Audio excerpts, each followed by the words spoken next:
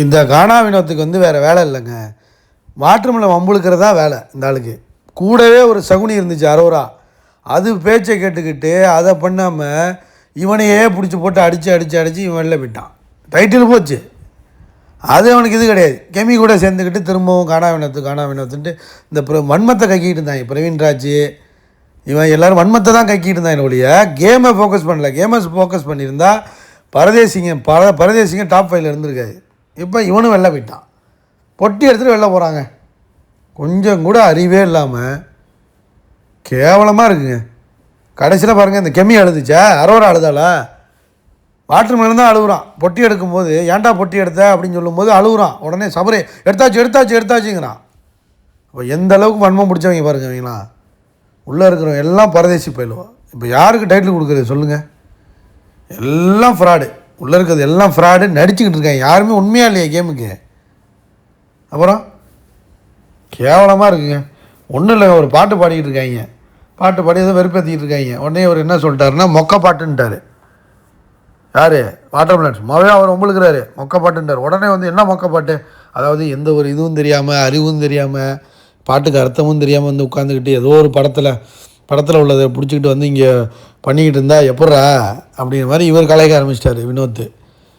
உடனே இவர் மெட்டு போடுறதே வந்து சினிமா பாட்டு தான் போடுறாரு. அப்போ சினிமா இது நடிக்கக்கூடாதுன்னு இவர் சொல்கிறதுக்கு யார் அப்படிங்கிற மாதிரி சண்டை போட்டோன்னே, நீங்கள் வந்து மொமெண்ட்டை கெடுக்குறீங்க.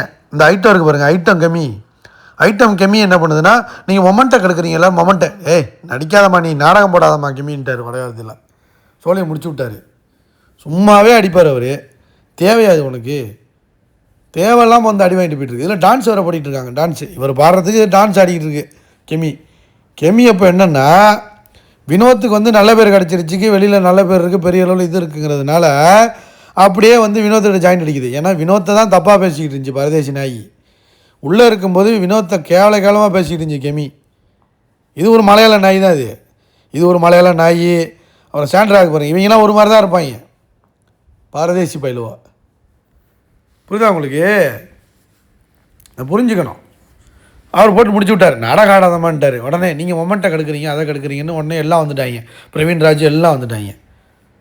பிரவீன்ராஜெல்லாம் சரியாக வன்மை பிடிச்சவங்க. அதனால தான் அவன் 33 நாளே போயிட்டான். புரியுதா உங்களுக்கு நான் சொல்கிறது? வன்மை பிடிச்ச நாய் அது. அந்த நாயெல்லாம் வேஸ்ட்டு. அந்த நாயெல்லாம் வெளில போயிட்டானேன்னு கவலைப்பட்டுட்டு இருந்தோம். இப்போ அது அந்த கவலையே எல்லாம் போச்சு பார்த்தீங்களா? ஏன்னா வன்மம், பூரா வன்மம். கெமி வன்மம். இந்த கானா வினோத் தான் கொஞ்சம் ஒழுங்காக இருந்தான். போய் இப்போ உட்காந்து அழுதுகிட்டு இருக்கான். அது இவர் அழுதுகிட்டு இருக்காரு. வாட்டர்மெலன் அழுதுகிட்டு இருக்காரு. கடைசியில் கெமி அழுதுச்சா?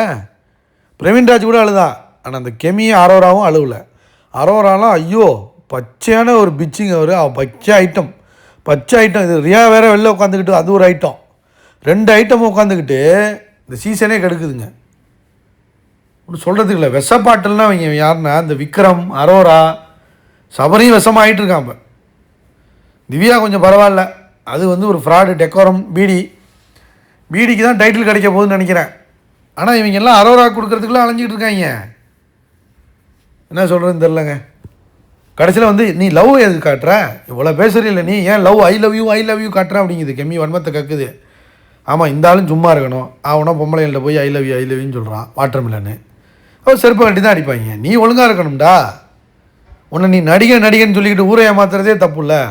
வாட்டர்மெலனும் பிரச்சனை, எல்லாமே பிரச்சனையாக இருக்காங்க. கடைசியில் அரோரா ரொம்ப விவரமாக இருக்கான். லைக் பண்ணுங்கள், ஷேர் பண்ணுங்கள், கமெண்ட் பண்ணுங்கள்.